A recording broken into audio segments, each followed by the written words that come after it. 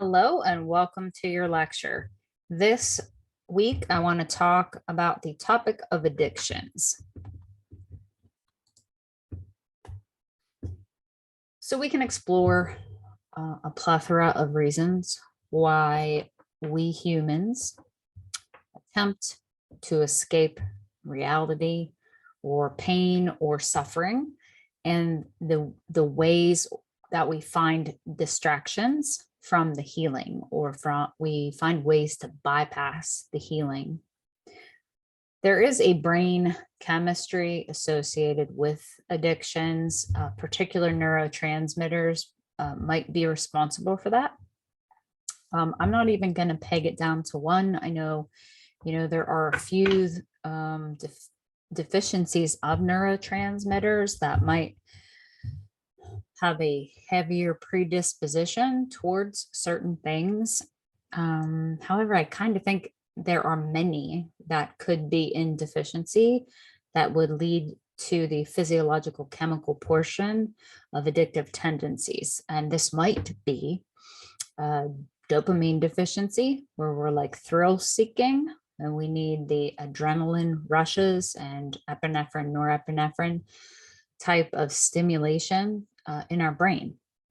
Also, I do feel that if someone is severely depressed, they might have some serotonin deficiencies, which could drive them into certain types of addictions, and even PTSD or anxiety, which may be correlated with some changes in brain centers, but also some deficiencies of GABA, a particular neurotransmitters. And then there's another neurotransmitter that's PEA, also might lead us toward addictive behaviors if they are not present within us, or if we can't find a safe and healthy way to inspire the production of those neurotransmitters. In my experience, I feel that when humans attempt to escape or need to escape, there are a plethora of reasons why they would feel like they are out of their spiritual center. I would say that there may have been some type of trauma or abuse or wounding, and there's almost a sense of hopelessness when there are these addictive behaviors. There may be a sense for a person driven toward addictions that they are needing to perform for the world because there is a lack of self or a lack of self-esteem. This lack of self-esteem or a tendency towards self-abuse patterns might come from early childhood dysfunction. Again, we could relate that to trauma and wounding, but not all the time. There will be a likelihood toward conflict, inner conflict, and dissonance, where the heart wants to drive life in one direction, but the mind has been conditioned to drive it in another. So when we are even exploring any type of addiction, because they can be wrapped in any kind of paper, it depends on how you're utilizing a tool, whether it becomes the distraction or the bypass, or is it truly an action you're taking because you're celebrating or there's a passion involved. And that is something that will take a lot of self-knowing and self-introspection. I feel there's a tendency toward a person stepping into a more addictive path and pattern when they're trying not to feel the pain of really not being themselves or feeling like they have permission to be themselves. Or maybe it's the fear that they'll come across too powerful, or they'll feel too powerful and they won't know what to do with that sense of self. It's not what they've been taught. I do not feel generally that we are taught to process emotions. I feel like oftentimes we are to deny them without having to face the dark parts of ourselves and our perceived, quote unquote, insufficiencies. I feel that we've been taught to perform for love. That's not really love, it's an exchange. And we've been taught to donate ourselves for the love, quote unquote, of others, or this affection or this attention. So in this process, we lose truly who we are at the center, at the core.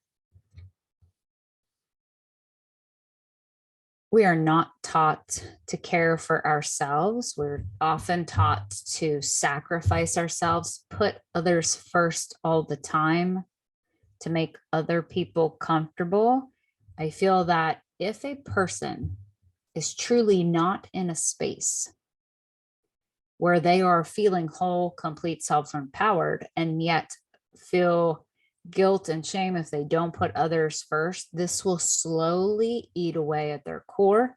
I feel this can be extremely painful, and it's almost like a slow suicide, and it is almost like a self-wounding. In order for us to truly give, we have to find ways to fill with ourselves and be in our authentic center. And if we're not giving from that space, then we aren't what or who is giving. And then at that point, it's not really a gift. It will be followed by a trail of other things. And when we do this, this is painful. I feel that this will fragment our soul because it has slid us out of who we truly are, and pushed and pushed and pushed us further outside of ourselves. Also, I don't feel that we allow ourselves the opportunity to actually feel things. It seems to me, I've observed and have witnessed that people, if we're having a rough feeling on the inside, there's a tendency for those around us, and it's well intended most of the time. We're told, don't feel bad. It's okay. Cheer up. I don't think those are always appropriate things to do for the healing of the person feeling the bad things. We're not actually taught to feel, we're taught to project them out. Or if we're feeling anger or fear or something on the inside, on the other side of the spectrum, if we're not feeling sad, we'll project that fear or that wound or that pain onto someone else. So we really don't know what to do with an emotion when it actually creeps in there, because it's almost like we just want to get it out of there. I also do not think we're taught effectively to process what I would call our quote unquote dark parts, that they're not necessarily wrong or bad, but we have labeled them or been conditioned to label them. And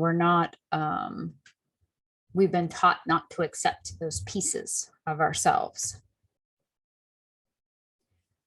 When we talk about addictions, please understand that an addiction can be anything, even if it's a perceived thing that generally denotes and dictates health. It can be far more than a chemical dependency or a chemical addiction like drugs or alcohol. And even that, I'm going to talk a little bit about alcohol here in a second. An addiction can be a codependent partnership. If you are addicted to a person or addicted to the feeling that the person gives you, because it allows you to bypass and distract from your own wounds, your own healing, your own feelings. TV can be an addiction. Scrolling is the worst one right now. Trying to get our brains unplugged from the scroll as the first habit. We pick up that phone in the morning. I would say if you notice yourself doing that as soon as you sit up in bed and you grab your phone and you start to scroll, you might want to reinspect that as a healthy pattern, because it does have downsides to our neurology. Pornography can be an addiction or a sex addiction. Exercise done wrong or way overdone can be an addiction, although I would say on the healthier end, if you're wounding yourself for an outcome, I'm not sure we're driving the train in the proper direction. Food is definitely part of addictions. Sugar, highly addictive substance that we actually could put up under the drug category. When we talk about drugs and alcohol, again, drugs, yes, a substance, and alcohol. If you make your own alcohol and use it as a celebratory tool, this can have a different outcome. The argument here also, when we talk about drugs, if we're classifying marijuana under the drug category, there are, opposing views onto whether that has health benefit or not. The things that I have read say that some classes, and I will say marijuana specifically, may have benefits if used appropriately. This is the kicker though. Whether it's a drug or it's alcohol, if you're using it from a space where it is intended to bypass or wound yourself, no matter what tool you're using, then we have an addiction pattern.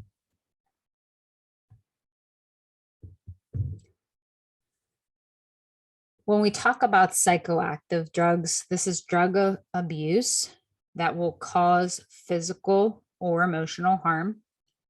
And addiction, in this case, refers to the uncontrolled compulsive use of a drug. So if you become super reliant on it for either emotional benefit or physical, there's still a physiological bend in there, even if it is emotional. So again, this goes into, and this could be sugar, this could be marijuana, this could be alcohol, this could be heavier narcotic drugs, this could be medications, prescription meds.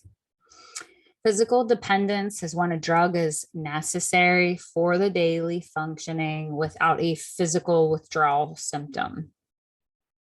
Psychological dependence is the craving for the drug-induced effects.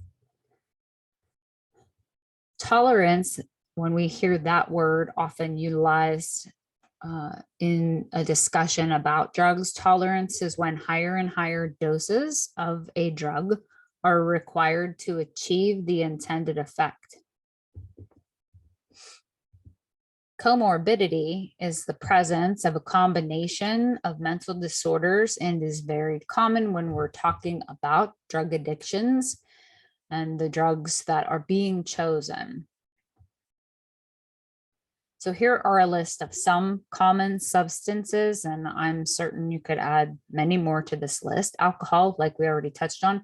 Opioids, this is prescription or street drugs. And the danger here is that the opioid is not being controlled by the practitioner, and they're highly addictive, and it does not take long to become addicted to an opioid. And then what is seemingly happening is these prescription medications are being cut off from the patient, like the prescription runs out or they're not prescribed, and then it's easier to find them on the street. Tobacco is a substance that has high addictive tendencies toward, like I mentioned, sugar, weed or marijuana. Already talked through some of that. Cocaine, ecstasy, crack, methamphetamine. When a person finds themselves entering where they realize they have this addiction, this becomes a daily battle. This is an internal fight, because once you have the awareness, then it's fighting yourself and disciplining yourself to not take action towards the harming or the wounding by utilizing that substance as a weapon against yourself. So it's finding tools to have at the ready so as not to validate the use of a substance or a habit. Also within the daily battle, it is someone knowing when they reach the point that they need help. If someone does this, I think that is a huge deal. When they say, I can't, operate in a day if I don't smoke my weed or if I don't have my wine, or they'll, when they come out and they finally acknowledge it, that is a huge deal. And one thing that I think is really relevant to understand in this battle is there needs to be a replacer. Okay, this is like a neurological loop. So within our brains, if we do this thing and we in our bodies experience a certain pathway that the body thinks feels good, right, is satiating in some way, we get a physiological high from it. If we try to get rid of this, we need something to put in its place that will deliver a similar reward in order for us to stay on the wagon of sobriety.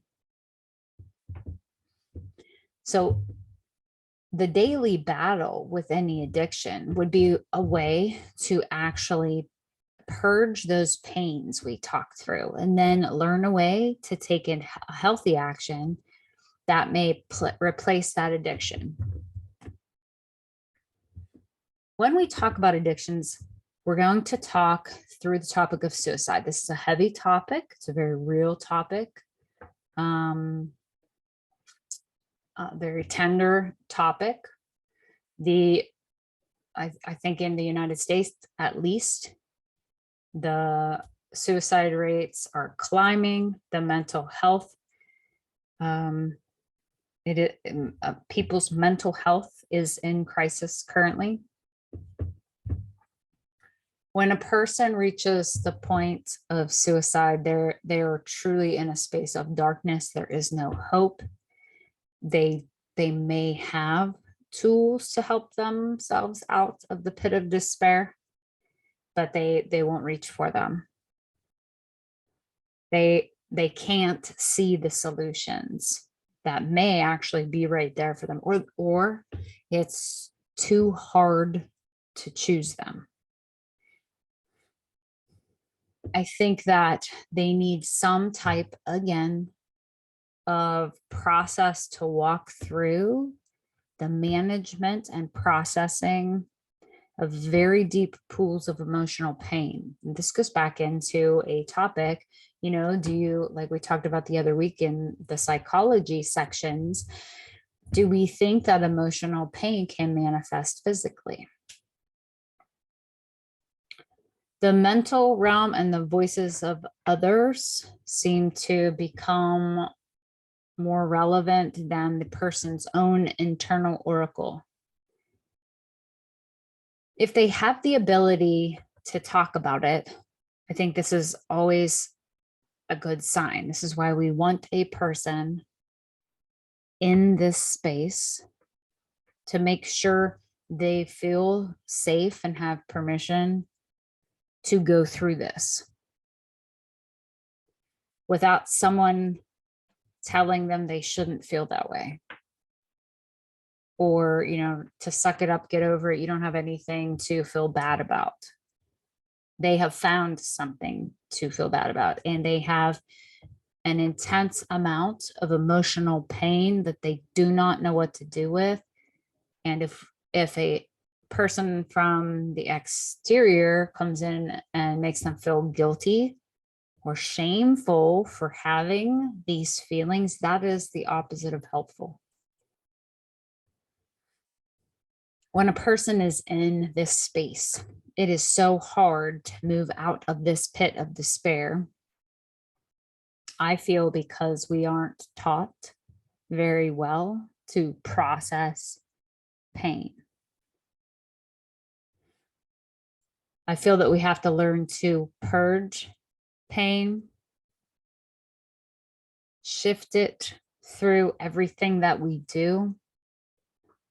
We pick up the things that we find functional, we release the things that are not, and then we have to have some discipline put in place in order to move forward with new actions. Here's the kicker though, when someone is this low, they cannot act appropriately for themselves. When someone decides they want to hurt themselves or another person, they really don't get to choose anymore. And honestly, they can't. So what a person in this space likely requires is an awful lot of guidance and just someone walking beside them. And honestly, a person in this space might need us to do the dishes, comb their hair, set up the structure of the day. It is too hard for them to think through these processes. The choice to live truly has to come from the person too. So we can't put that in there for them. If they perform again, they're not facing the part of them that doesn't want to live. I feel that we will be the best help if we teach them little baby step methods of filling with safety, filling with ways that they know they are safe in their body, in their life, they're safe in their mind. Teach them tools and techniques that make them feel that way, and that they can trust themselves with their life, with their choices. And I think it has to come from little baby choices, little small steps that make them see that it just takes little bits of effort. They don't have to make big leaps and bounds and, perform as a perfectionist person for the world. That would be not real or true.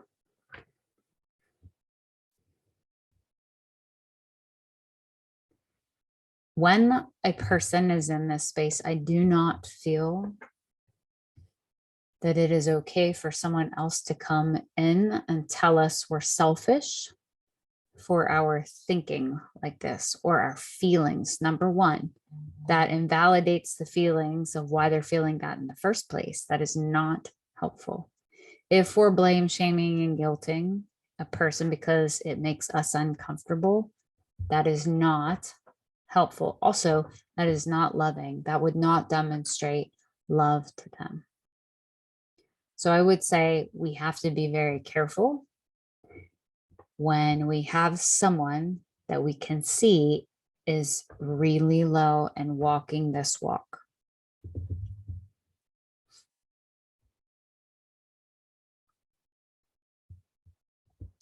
I think that when we or someone is in this space, we have to help them get called back home. That's what I'm calling it, getting called back home or coming into themselves. Again, it's like really demonstrating that they are safe in their bodies, in their minds, and they can make decisions that are appropriate for themselves and the boundaries around them.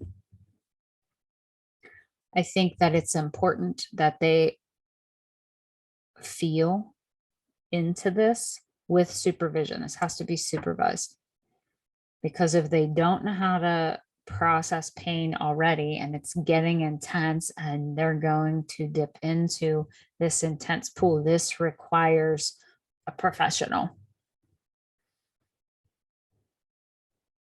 So them seeing what they're going through with no judgment, I think, can be helpful. They can witness their own behavior, but very gently. This can't be done, in a condemning way. Again, when we have someone that's in suicide, the appropriate action is to get a professional that knows how to walk someone home to themselves.